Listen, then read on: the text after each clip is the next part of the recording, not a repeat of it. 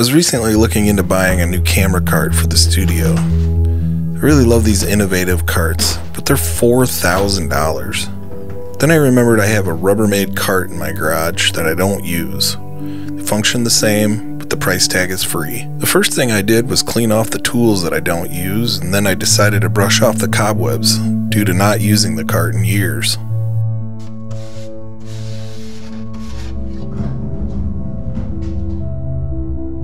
Next thing I did was order some 8-inch casters from Amazon. I think they were about 120 bucks. When I was installing the casters, I realized I had a problem I had to solve.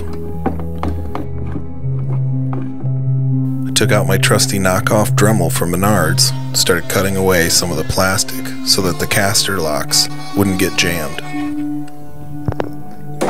The next problem I had to solve was the handle. At some point I had removed the Rubbermaid handle so that it would fit under my workbench. I decided to use a wooden handrail and needed to figure out how to retrofit it to the cart.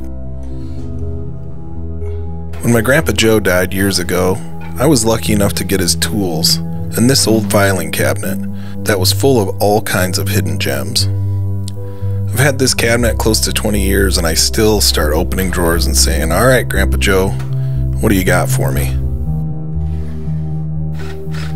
Almost without fail, there's a tool or a random bolt that will work for the project at hand. With a little bit of elbow grease and some found objects, I now have a camera cart that does the same thing as the $4,000 camera cart.